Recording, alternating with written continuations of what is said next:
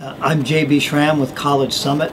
We're here in Washington, D.C., though we have offices in 13 states around the country. We're interested in what young people want and need out of high school.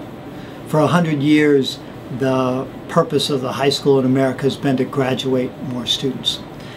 But young people, when they work hard in high school, aren't doing that to get a diploma. When they're working hard in high school, they're doing it because they want a better future. They want more money. They want a job. They want college. They want to buy a house for their mom. So what we help high schools do is have their students experience the high school as a launch pad to their college and career success, not as an endpoint or as a destination. We're in 13 states. We're in Connecticut, New York, Maryland, D.C., Virginia, North Carolina, South Carolina, Florida, West Virginia, Indiana, Colorado, California, and we're doing some pilot work in a couple other places.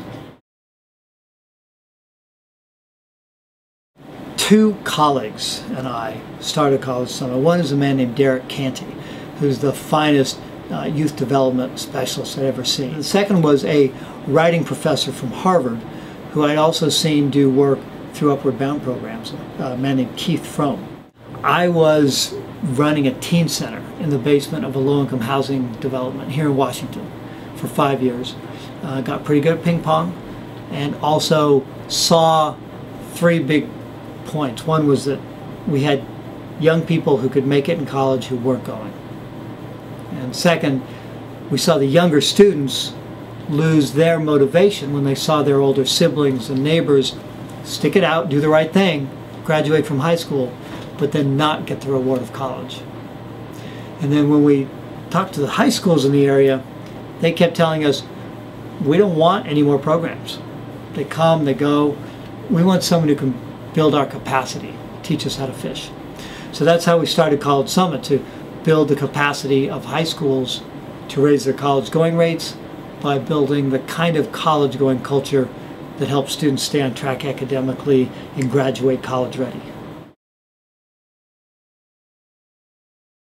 And we've seen a real shift over the past decade. 10 years ago, when we talked about building college-going culture, we can help you build college-going culture in your school. We can help you raise your college enrollment rate. Most high schools would say, what are you talking about? That's changed. Schools, you now hear school leaders talking about college-ready students, building college-going culture all the time. Really, the public school community is really embracing this idea of wanting to be a launch pad for student success. That was the real turning point. Is once the educators started to see how the successes that they were achieving with individual students could actually be achieved more broadly by doing it as a system, that's when we really got the enthusiasm for the schools. We help them work on 4 strategies. The first strategy is to help them measure and value what their students do after high school. So we help high schools in low-income communities measure for the first time their students' college enrollment rates. So that can be part of the conversation, part of the success that they value. The second thing we do is we help the school provide for all kids post-secondary planning. The belief is that every student, when they're ending their high school, needs to have a plan for where they're going to go. And if they have that plan, they're much more likely to finish successfully and move on. Third thing we do is we help train the teachers and counselors to build college-going culture in the school, to lead the course for the students, and to use strategies to help the students really see why the third period algebra class is important for their goal of becoming an architect or a plumber. And then the last thing we do is probably the most unusual. We help the school find the most influential students who we train through a 4-day residential program to guerrilla market college-going culture peer-to-peer. The person most influential to a 17-year-old is another 17-year-old.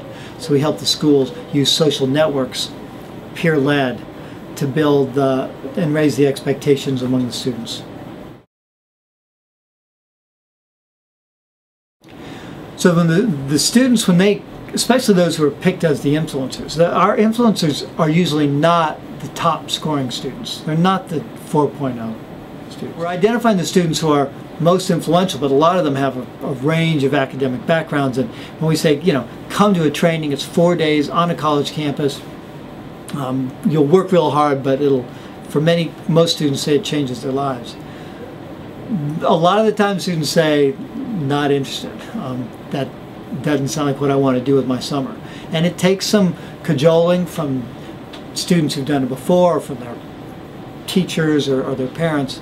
But once they get there, again, there's still some, bit standoffish for the first day or so. But there's something about that training that is, it's all about helping them authentically tell their own story, look at their own dreams, and communicate that with their peers. And when that happens, it ends up being really electric. And by the end of these events, the students are on fire about it. And what we've been seeing is that our schools have been cutting the college-going gap between low and middle income students in half within 2 years. All of our schools together have been averaging a 15% increase in their school-wide college-going rates within 2 years. And then these students, once they're in college, have been staying. Their sophomore persistence rate, and getting to sophomore year is the biggest hurdle in terms of graduation. They're staying in college through sophomore year at the same rate as students from all income backgrounds. We are looking for that day when every student in America experiences high school as a launch pad to their college and career success. And we're going to be working until that day is reality.